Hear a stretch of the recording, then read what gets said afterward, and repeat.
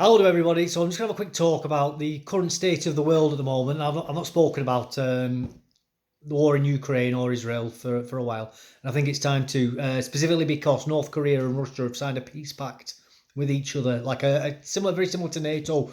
And I do believe that this is actually the official start now of World War Three. Now I don't want to cause too much shock. That doesn't mean that we're going to be in a state like what happened in the Second World War. But I think historians will look back at this being the beginning of World War Three, simply because we're going to see North Korean troops going into Ukraine. So this is really becoming a global war. Now, does that mean that Western nations such as the UK and America are going to get involved? I'm not too certain about that. But I also get quite a little bit of pleasure out of this as well, to some degree. Not for the people, not for the war itself. I've seen the horrors of war firsthand. I feel really bad for the people, but it's more against people in my own country and people that I've spoken to. I can remember for years, going back to the early 2000s to sort of the mid to like to 2010, telling people this is what is happening in Ukraine is exactly where we are heading to. And people used to just brush me off. Oh, Dave, the Soviet Union collapsed. The Berlin Wall came down. Get over yourself. Get your head out of it. Not even thinking for a moment that an ex-KGB officer, Vladimir Putin, was running that entire country as basically as a new czar. Not seeing the writing on the wall for what it really was, thinking that we'd gone past history and that all of what happened throughout the entirety of human history and the way people behave would suddenly change because now we have iPhones and now we have the internet and human nature will be brushed aside. Like, these people are absolutely ludicrous. They're the same sort of people who are surprised by the fact that the grooming gang scandals happened. Like, how could this happen? Surely we have magic soil and people will just get off an aeroplane and suddenly become the exact same as us. The only difference will be a colour of skin. Like they think that people are just going to abandon their culture, values and traditions when they move to another part of the world. It's maddening. It's absolutely insane. But it's believed that there could be, I think, around 1,500 North Korean troops already in Ukraine, and approximately somewhere in the region of about 3,000 are currently training inside the borders of Russia. They're being armed and trained by Russians as well. Now, this again is not, as I say, it's not as big as what it sounds on paper. Like World War Three. I don't think we're going to see millions and millions of troops like we saw in the Second World War or the First World War, but it certainly is becoming a global conflict, and a lot of World War Two wasn't one conflict, it was separate conflicts all happening at the same time to a certain degree. We must never forget that. It's very easy to oversimplify what World War Two actually was, but it was actually a very complicated scenario and form of conflict. So like we have the effects of what's happening in Israel at the moment. Currently, fight. They've been bombing UN troops as well. Who could make that up? I mean, to be honest with you, I've got mixed feelings about that because I'm not a fan of the UN anyway. I think the UN's a terrible thing and has been. It was created with the best of intentions, but unfortunately, it's been taken over by our enemies and people with radically different views of the world. Essentially, communists. It's turned basically into a communist tool to try and subvert Western democracies more than anything, in my opinion. So again, I'm no fan of the UN in that regard, and I do think we do need to pull out of it. And you do hear lots of crimes being committed by UN troops in the news if you're actually willing to look for that information. Some horrendous things happen when UN troops turn up into countries. It's not necessarily an agent for an agent of good. And UN troops tend to do nothing either when they are. The general rules for the UN are to stand and observe. Like there'll be literally massacres happening in front of them, and they're not allowed to do anything. So what is even the point of the UN if they're not allowed to prevent crimes like that from happening? I've got I'm no fan of the UN at all. No fan of it.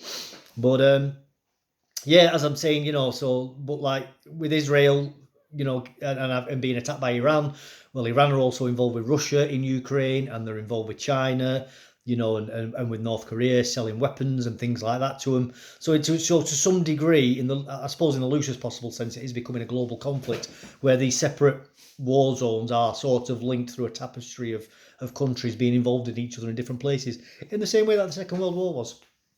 Like the war with China and Japan was going on for many years before World War II, as we recognise it, officially started. And then the British Empire got involved in that, and the Pacific conflict never really had anything to do with, say, France or Belgium or anywhere like that. But the European conflict was linked to the Pacific conflict by countries like the UK and America being involved in both sides, in the same way that we're now seeing with the conflict in the Middle East and the conflict with Russia and Ukraine, and it's dragging in countries from very distant parts of the world. We've been arming Ukraine. I do believe our only reason for being involved in Ukraine, though, isn't to support the Ukrainians. I believe it's been a weapons testing exercise for the West. You know, we've been sending limited numbers of tanks over there and limited numbers of specialist weapons, and I do believe it's battlefield condition live fire testing. Call me cynical on that, but that's my honest belief on why we've been getting involved in Ukraine, and sort of, I think it's been used more by the Americans, but as an exercise of trying to bleed the Russians of equipment and manpower as well. You know, they're willing to sacrifice the Ukrainians in order to weaken Russia and maybe even try and bankrupt it. I don't think it'll work because Russia simply is very resource rich. You know, so they can, and that's an important part of global economics. Now, when a country has mountains of resources like Russia does, you can't really impoverish that nation. Yeah, you can impoverish the people, but the country itself is still resource rich, and that is the basis of any economy.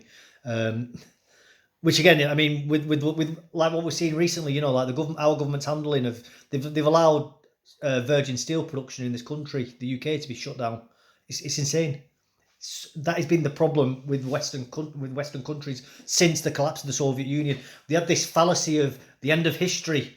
The Berlin Wall's come down, the Soviet Union's collapsed. We don't need to invest in the military or national defence anymore. We can just ship all of our production off to countries like China, who are actually ideologically hostile to us. You know, nothing wrong. Nothing possibly bad could happen in the future with that. We could never be held to ransom by foreign countries now because we rely on them for virgin steel production. Oh, no, that could never be a problem, could it? Oh, wait, yes, it will. Because any country who doesn't like us or wants to see us diminished as a power will simply charge us through the nose. And we might turn around and go, well, that's not fair. Surely you have to have a constant price for everybody. It's like, well, that's not how the real world works. China doesn't care about fair trade. China will just simply go, oh, you're now our enemy. If you want to buy steel off us, well, guess what? You're going to have to turn on the people we consider enemies. Or you're going to have to pay through the absolute nose for it, and you're going to bankrupt yourself buying steel off us. And anybody else who tries to charge you less for steel, well, guess what we'll do? Anything they want off us, we'll charge them through the nose for it. Economic warfare is a real thing, and that's when I start seeing these people are actually stupid. They are stupid, the people who are making these decisions. And to the point of it being treason. I genuinely believe like the allowing to shut down a virgin steel production is treason. What has been done to our country, because it makes us weaker from a national defence point of view. It's madness. And we've seen it with other things, like allowing our weapons production facilities to get shut down. We've sent all of our fighter pilot trainers off to foreign countries. So we can't even train our own pilots at the moment. It's crazy. It's absolutely crazy. We've allowed laws to be put onto the books where we have to consider buying things like military trucks from overseas. It's why the army ended up with MAN trucks and not with Bedfords. Now, I know most people won't understand what that really means, but the British Army used to have Bedford trucks, and we had to buy MAN, German-made trucks, from Germany for procurement reasons. Simply because of the rules of the EU. So Bedford, the truck manufacturer, went belly up because of it. The trucks weren't any better from MAN. We just had to buy foreign trucks as part of the rules. It's crazy. It's absolutely crazy. Like we allow rules to be placed on us which make us weaker as a country. And we see this with other things as well, with other types of weapons. You know, and again, like I say with the production of virgin steel, you know, rail infrastructure is incredibly important. Well, how are we going to maintain, let's say the railway gets attacked and we need to replace hundreds and hundreds of metres or even kilometres or miles of railway infrastructure, from the rails themselves to the overhead cables to the gantries that support them, etc., etc. How are we supposed to replace all that without virgin steel production? We can't. You know, what about the metaling of roads? Let's say a bunch of motorways get blown up and the bridges, you've got all that rebar inside of it. And yes, it's underneath roads, They are metalled. If you go across the road with a metal detector will bleep like mad because there's all metal in underneath it and it stops the road from sinking down as much, makes them last longer. It's called a metalled road. It's a thing. Well, where does all that metal come from? Steel production. But we can no longer produce it now because our governments, not just Labour, Tories as well, have allowed it to deteriorate and die, whilst giving money away to things like mass immigration and to third world countries who just put it into the back pockets.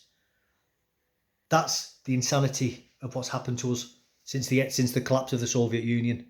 We have been allowed to collapse in on ourselves through altruism and through people wanting to get a dopamine hit from doing charitable works around the world. And that's what it comes down to. Our country is run by dopamine addicts, people who are more concerned about helping the rest of the world than they are about helping us as a people. It's insane. But anyway, I'm going to leave it at that. As I say, before we go, actually, and another thing as well, we're now atrophy. You know, the military and the police are suffering from atrophy because nobody's volunteering anymore. And again, I can't help but laugh because they're getting exactly what they deserve, because they've made out that men like me, heterosexual white men, are the devil, that we're the worst thing in the world and we're responsible for everything wrong in the world. Well, guess what? Young white men are looking at that and going, well, why should I bother fighting for that? You get exactly what you deserve. You really do. Those chickens are now firmly coming home to roost. And everything that these people were warned about is happening. I hope they're happy. I really do. Because when they come knocking on my door, because I've got military service, and they say, Dave, it's time for you to put your boots back on. Get that berry out. Put your stable belt back on and you're going to have a rifle in your hand. I'll laugh. I'll laugh and I'll laugh and I'll laugh. And I'll go, get your precious migrants and get your precious LGBTs to do it first. And maybe then I'll consider it once they're fully exhausted as a supply of manpower. Not until. And that is what many, many men like myself are going to be saying. I'm not fighting for this crap anymore. Not a chance. These people have created this situation. Those people can get us out of it. Not my problem, I'm afraid. Anyway, I'm going to leave it at that. Please, if you agree with me, disagree with me, whatever, put your comments below. I'm really interested to hear what other people have to think on this. Obviously, I do understand some people might find my point of view extreme. You know what? I don't care anymore. I've become a cynical veteran, unfortunately, like many other veterans do. But do reply. I'm not a closed book. I am open to hearing other points of view on most things, and this is definitely one of those where I'm very, very interested to listen to what other people have to say. And if your points are strong enough, I will take them on board, and I've even changed my mind. But anyway, if you found this interesting, informative, insightful, any of that sort of stuff, please do like, subscribe, and definitely please do put a comment below. Thank you for your time, and goodbye.